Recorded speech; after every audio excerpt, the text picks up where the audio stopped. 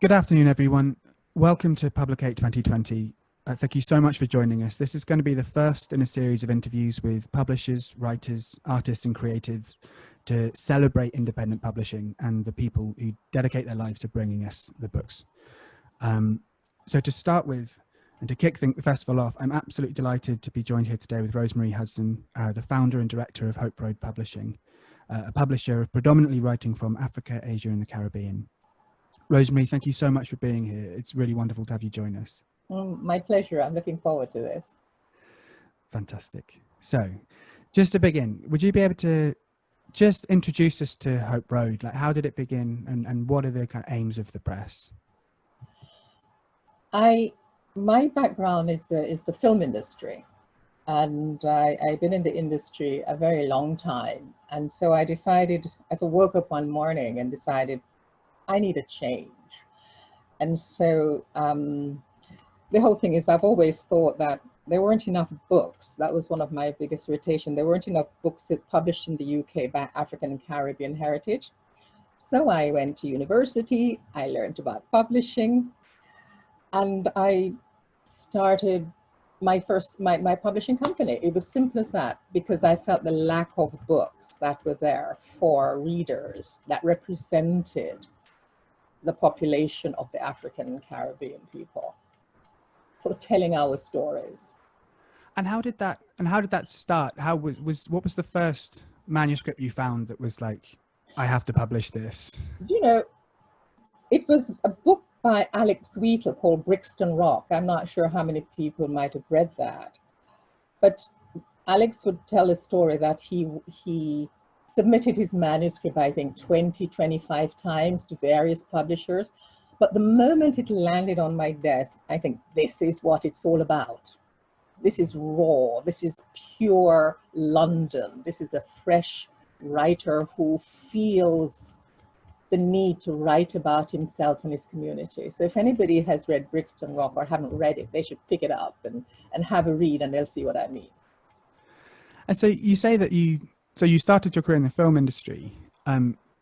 Did you have to kind of completely tear up the textbook and start again in publishing, or were you able to kind of carry over stuff you'd learned from film into publishing? Very little, because in a way they're a similar industry, but then again they're completely different industry, because within the film industry you have to work with a group of people.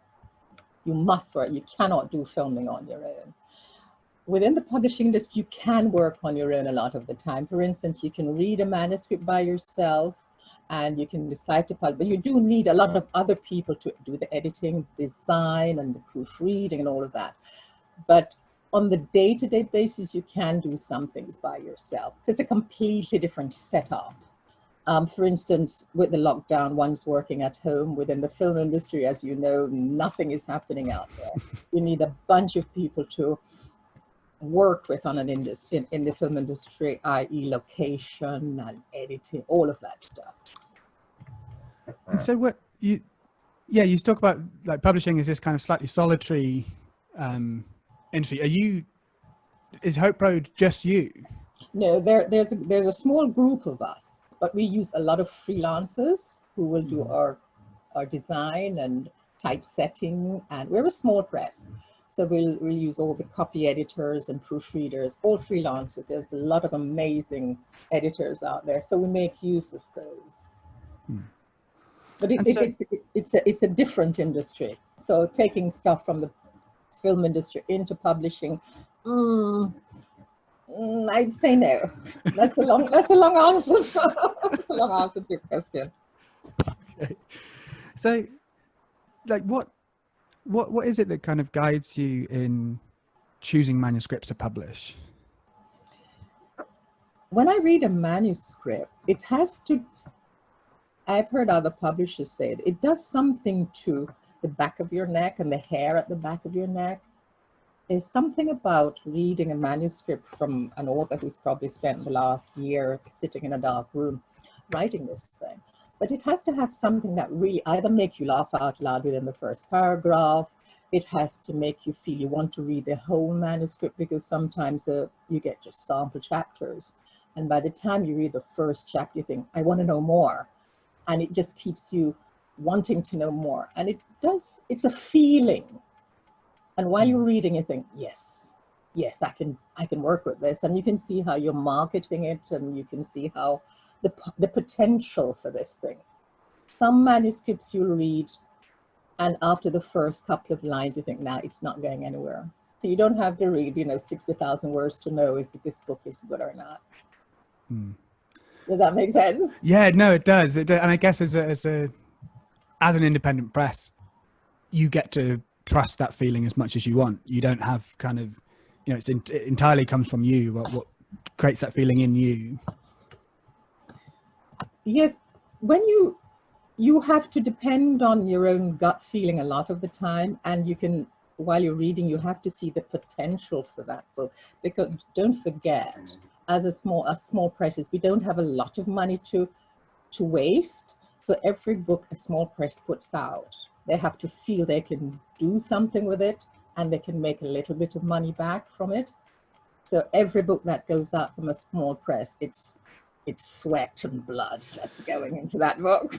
Yeah, I think it's something that, people who haven't worked in publishing or kind of work close to the publishing industry don't necessarily realize how slim the margins are when it comes to publishing a book, and how little is made as of profit on the 1099 or whatever that goes on the back. Absolutely. So once you've found the manuscript and you've had the feeling, what's then the process that you go through with that book? The process of, the whole thing of, once you decide to you meet the author, in these days we're not meeting anybody, but you sign contracts, come to an agreement, and you decide to publish the book, usually in about 10 to 12 months, between 10 and 18 months later. And then you have a copy editor who works with the manuscripts, and the author work with the copy editor, and then there's rewrites and re-edits and rewrites. So while all of that is happening, you're having a jacket design, because a jacket has got to go to your sales team several months before the book is published. So the sales team have to go into the bookshops and see the bookshop buyer and say, this book is coming in the spring, because we're selling books now into the system for spring next year. So we're up to like April, May next year. So this is the lead time you need to get your books into the system, the data system, the buying system. So if you type in one of our ISBNs, say February, you can find that book now in various systems that it's coming out in, say, February of next year. So that's how long in advance you have to work. And then the book is copy edited and proofread, then it's typeset, and then it goes to the printers, and you try and get quotes, and et cetera, et cetera. So it's a long process. And once the book once it's been published, once it's in the hands of readers and bookshops, does your relationship with the book kind of end at that point, or do you have a continued relationship with the book and with the author? It doesn't end. In fact, once the book is published, and a lot more work has to be done, because you constantly are promoting the book, you're promoting the author. There's festivals, there are prizes, and you tap into various interviews for the authors, launches. So you try very hard to get the author out there just before the book, during the month of, say, publication, and soon after, say like 3 months, month before, and the following 2 months. So the author has a lot of work to do. I've come across authors who say, especially older authors, who say, oh, I'm just used to handing my book. In the old days, I just hand my book into the publisher and it's done. No, the work begins as soon as your book is published. That's where the work starts. Okay. And so you publish kind of a mixture of like new books, but you also go and publish kind of rediscovered books that you've discovered, and you reprint old books. How does that process differ? And do you feel kind of any more or less responsibility when you're handling the work of someone who's passed away? The process of getting, basically one really acquires the rights to that book, because, for instance, the person is gone, and so most of those rights would have reverted to, say, a daughter or a son. So you try to get the rights and republish that book. It's different in a way. You don't have that amount of promotion. You cannot do that amount of promotion and authors' events as you would. But what you try to do is to get as many new readers and new reviewers to re-look at this book again. Say, for instance, we did a book last year called The Nowhere Man by Carmela Mcintyre. And a lot of people have known this book. And Bernardine Evaristo gave us a wonderful review in The Guardian. And she had read the book, and a lot of people have read this book. They couldn't find the book, and the book has been out of print for a very long time. And so by us bringing it back and revisiting this book, a lot of people we've had some really nice emails say how lovely to see this book again. So you're getting new readers reading books that they had never seen. Old readers who've read these books and love to read them again, they've either lent their copy out and can't find it. So you have this type of thing. So there's a lot of life in reprinting books, but you just don't have that whole promotional side of that reprint. But you find other ways of getting the books out there. And you mentioned in there the review from Bernardine Evaristo, that those kind of high profile reviews must have quite a dramatic impact at a small press. Oh yes, my goodness. You know, to get a review from a celebrity author or people with a in quotes big name, it's the icing and the cherry on the cake. And you look at it and think, oh my, you basically jump up and down and say, oh my God, she's read my book, oh my God, she liked it. So you do have that type of reaction, and it's wonderful, because when anybody see a name like, say, Bernardine Evaristo attached to a review, they think, oh well, I've never heard of this press, but we know who Bernardine is. So she said it's okay, it's okay. Yeah, we'll trust her judgment on, yes, on pretty much anything. And Sebastian Barry, who liked The Tainted as well. You know, we had a Sebastian Barry choosing The Tainted, as we're going to come to that probably, The Tainted for his pick, one of his 5 picks for the year, which is wonderful. Yeah, his review is fantastic. Didn't he say something like, you know, if Kaveri Madhavan hadn't written it, he'd have wanted to write it himself? Absolutely.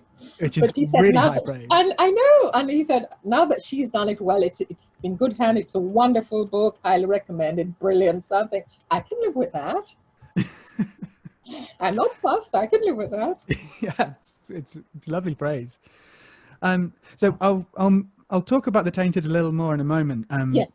But so recently, I understand you've teamed up with Pete Ayrton, who used to work, I believe, founded Serpent's Tail Press, and he now runs an imprint of HopeRoad called Small Axes. Could you talk a little bit about how that partnership formed? Yes, I've known Pete for a very long time, and you know, he's somebody I've always wanted to work with. And when he retired from Serpent's Tail, which is now owned by Profile, we sat down and we decided that it mostly his idea that, you know, let's think about these post-colonial out-of-print books. And so we sat around and tried to find a name for it, you know, Small Axes, a Bob Marley type song sort of thing, small axe, chop down big tree sort of thing. And so he now, as editor of Small Axes, now we work very closely together, but he finds most of these out-of-print books and bring them in, and we sit and we work around them and work with them. And he has a nose, you know, he's been in the business for over 30 years, so he knows what he's at.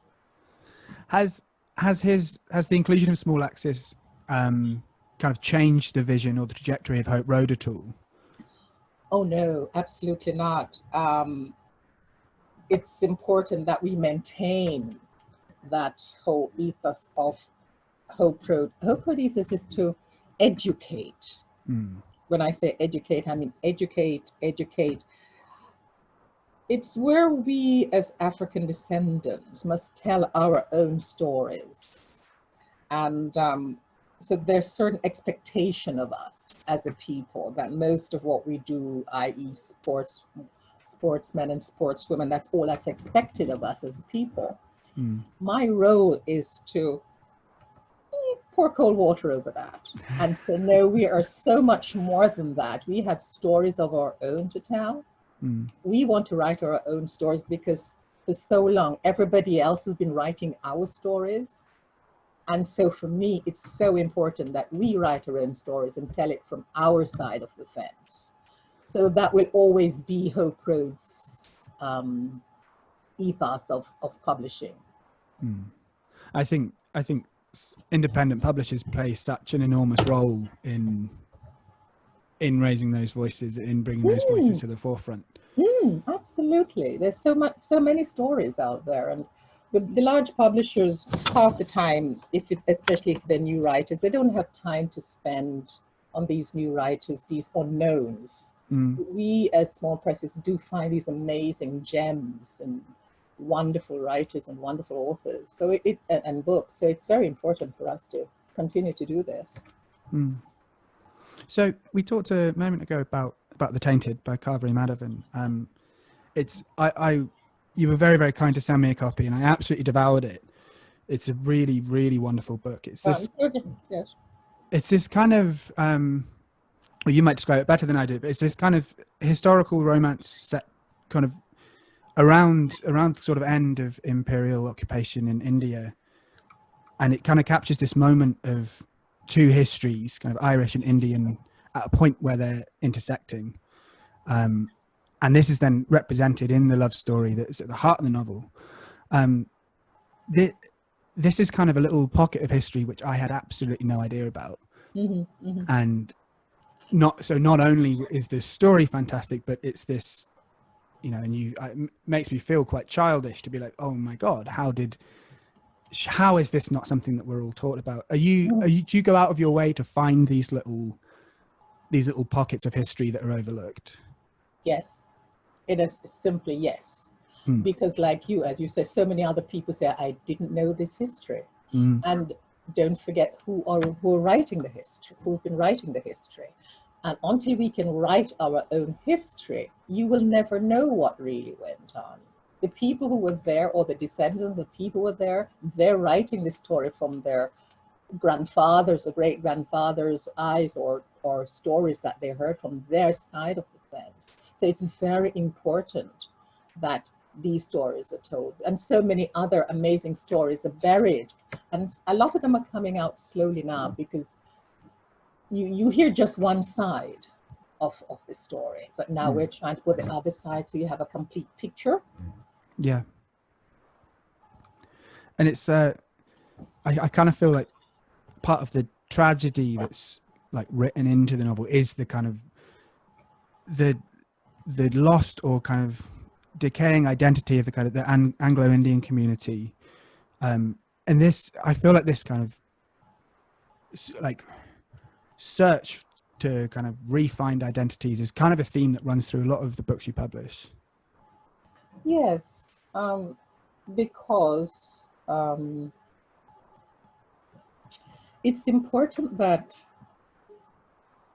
we not only write these stories, but we allow the reader.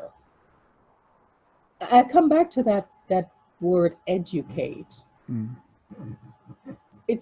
We're educating, especially the people who have been writing about us and telling about us, and that what they have written in the past has come down to the younger generation who just believe that story. So it's very important for us to, it's not rewriting history, just telling our story. Yeah. I keep coming back to that. It's a simple thing. And one of the other problem that a lot of writers have, they'll tell you, new writers, if they go to a big publishing house, the publishing house will say, well, why are you not writing about gun crimes and drugs?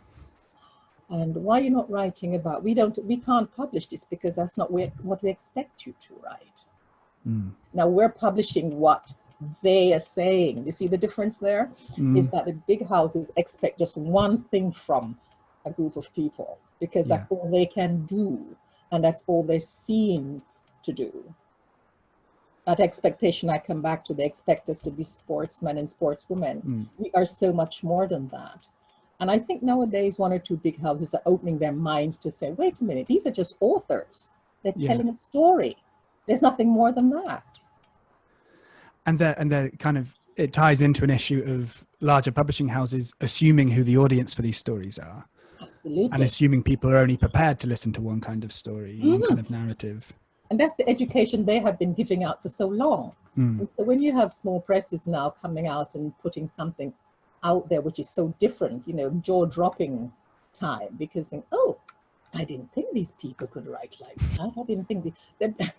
I know I'm being naughty here. No. That's the sort of, that's what we're trying to run away from, the small presses. That's why we're there, to change the status quo. And so with The Tainted, what was the process of working with Kaveri and bringing this book to us specifically? The process, as you know, is quite, as I touched on earlier, it's quite a long process to get a book out. You know, the rewrites, the re-edits and the rewrites. It's quite a long one. And so we have a relationship with the author. Having that relationship with authors is absolute paramount to any authors. But I've been fortunate in that I have published Kaveri before. I published 2 previous novels. And she's an absolute dream to work with. So luckily, you know, we know each other's Achilles heel. So we work, you know, very well together. And that's what a publisher has to try and do with an author. You have to keep each other not happy in the sense, but respecting each other and the boundaries. Because if I'm going to say, well, that second half just doesn't work for me. Now that author has spent the last so many months locked away writing this book and writing this second half. And I'm going to say that won't work. So I have to find a way of being nice, but so saying it in such a way that they appreciate what you're saying, because you're trying to make their book better. Sometimes the publisher's trying to make their book better. And by sitting down and discussing it, and if we can move that paragraph further to the front or cut this section. So you have this ongoing dialogue and you have this mutual respect and understanding. You get a lot out of both sides. Yeah. And you don't feel the author is not resentful in the end. And what you don't want is a resentful author. Well, I suppose you're both working towards the same goal. The text is the most important part. So it's very important that you have a relationship, and the relationship quickly grows into something wonderful, because you have a list of authors and you have to have a balance, but they're also different. Every single one, they're like, you know, like children, they're all so different. And it's really, you know, one feels privileged to work with these people, because, you know, their creativity. I wish I could, you know, be that creative. I sometimes read a sentence, I look at a sentence and think, oh my God, I wish I'd written that. You know, sometimes that's amazing what they come up with. You think, oh, I hadn't thought of that. And oh, how could she think of that? And amazing. And you're constantly surprised by how creative people are. It's like playing an instrument. You sit in a concert and you think, oh my goodness. Yeah. You're overwhelmed by this music. And you think, oh, if only I could. So what you do, you just go and listen to people who can, you know? Yeah, find as many good people to listen to as possible. Get as close to it as you can. And some of it will rub off, but some things will and some things won't. And so you talk about this kind of the difference between the kind of sometimes vast differences between your authors. Does that mean the process is different for each author you're publishing? Yes, some authors will need more rewrites than others, but it's not totally different when it comes to the manuscript, because a manuscript will never come in perfect. So there will always be something you need to tweak or to. Sometimes the book is so long, it'll never make it in certain ways. So you have to say, we have to cut 10,000 words here, 5,000 words here. So all of that. So they're different. So either you're going to be cutting one author's book, or you're going to help them to rewrite certain aspect of it. So it's all different. So I'd like to talk about a book that's I believe comes out at the end of this month. It's A Match Made in Heaven. Oh, yes. What can you tell us about this book? This is quite an interesting book. It's a collection of short stories by British Muslim women writing about love and desire. Not quite, the 50 Shades of Grey, not bordering there somewhere. It's demystifying what one expects of Muslim women. You see a certain picture, you see a certain article in newspaper, so you're expecting certain things from them. But what all these writers have done, and they're all women, what they have done, they've demystified, they have, some places bare their soul and said, this is what really happened, and I get a divorce, and it's really is telling us some real home truths. And it's edited by 3 academics, Claire Chambers, and Richard Phillips, and Nafisa Ali. And these are the 3 editors who've compiled this collection. And I'm really looking forward to getting reaction from the readers, because we think there's some wonderful untold stories in this collection. I know books about women Muslim writers, women Asian writers have been published before, but this one is a little bit raw in places, which is wonderful. Yeah, it seems like one of those books which is, like as you said, there are certain assumptions and there are certain expectations about women from these communities, and yet it's just very exciting to kind of see that narrative being changed. It basically, so when nothing can be taken for granted. Yes. And then, it's constantly taking things for granted. Just forget about it. Just declutter yourself and just learn something new from these women who are writing from experience or other people's experience that they know. So that's the important thing. And we have some new writers and some established writers in there. So it's a mix of writing and styles. So I'm hoping the audience is going to enjoy reading these. And when's that being published? The end of August, I think the 27th of August. Fantastic.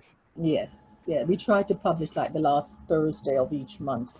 That last Thursday is sort of publication day. Thursday is a publication day for most books.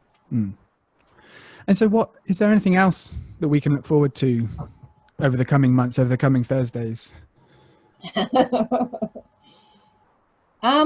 We have this collection coming out in August. We have in September another book by Carmela Mcintyre, another book of hers called The Coffer Dams, another post-colonial book where some British workers, the British were in India, that period when they were India, and some engineers from England went to India and they're building a dam. And basically it's the way they behave and treat the workers and having the superiority over the workers, the usual thing. So this is another Mcintyre book that we're republishing. It's called The Coffer Dams. The one after that is October. Oh, this is a book I'm hoping everybody's going to read. It's called Duppy Conqueror. What is a duppy, I hear you say? It's really a ghost. And it's really conquering one's fear. But Ferdinand Dennis, this is another book that we're publishing. This was published in 1998 before. And Ferdinand Dennis has written this amazing book. Actually, so far, it's been one of my favorite reads in the past several months. And it's about this young man who came from Jamaica to England during the war. He served in the war, Second World War, and how his life in Britain was disappointing in the sense of the racism that he felt. And he went to Africa to discover himself, and he had to come back to England, and he went back to Jamaica. It's discovering oneself and the demons that affects one.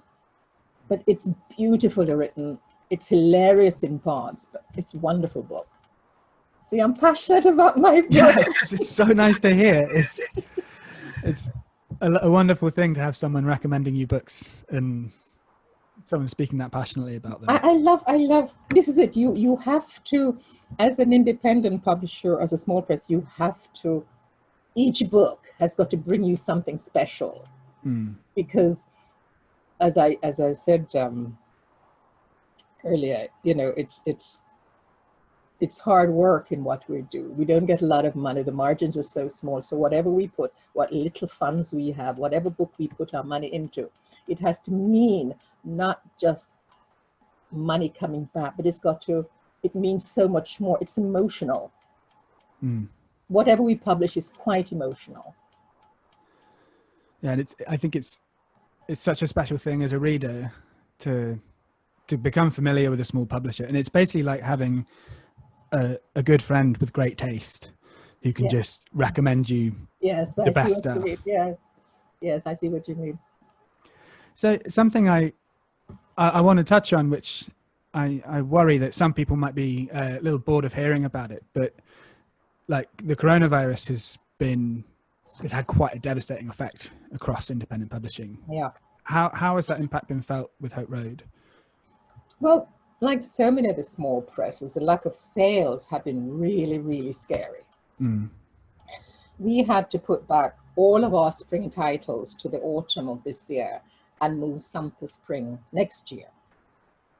So we had to up our game and introduce a bookshop on our website. And there we start to sell the print and the ebooks on the site. And we're still selling books there, but even that is not enough. But now that the bookshops are open, we're keeping our fingers crossed that things will pick up. But it's our survival is very shaky, like so many other small presses. So we have to, every day we have to try and be imaginative to see what else can we do? How else can we get our books to the reader? You know, the big houses, they have shareholders and they're suffering. They probably do feel the pinch as well, but nothing like how we do, because we don't have shareholders. We don't have, you know, rich contacts to put their hands in their pocket and say, okay, here's a few hundred, well, a few 100,000. Hello. So we have to find new ways to survive. And, you know, the Arts Council has been there, and this year they put out some emergency funding, which has helped a lot. We missed out on that one, but a lot of small presses were able to get some money from that. And fingers crossed they're opening it again. So we can all get a little something to take us to the next couple of months. Yeah. So the Arts Council have been really, really good at jumping in and saving the bacon off a few of us. Yeah, and anyone who's listening, I'm going to include the link to HopeRoad's website in their bookshop in our bio. So I really recommend you visit the website and buy some of these books. They are fantastic. And so the last thing I'd like to ask, if it's all right, Rosemary, is do you have any advice for anyone who might be considering starting an independent publisher? A friend of mine, when I was starting in the industry, when I said I'm going to start a publishing house, he said to me, don't do it. But if you do, I'm here for you. So one of the things I'd say to anybody who wants to start a press, don't go it alone. And you must love books. Prepare to work extremely hard. And by the way, there's no salary, at least in the early stages. But you're going to have loads of enjoyment, and it's very rewarding. So it's hard work, a lot of fun, no money, but so much satisfaction and enjoyment. You wish you'd done it a long time before. Rosemary, that's fantastic. Thank you so much for joining me. It's been really, really good talking to you. No, absolute pleasure. Yeah, the pleasure's been all mine. And like I said, the link will be in the Publicate bio. So please head along and pick up some books. I'm going to say goodbye. So Rosemary, thank you so much. Thank you, Joe. Lovely talking to you. Lovely talking to you. Bye now.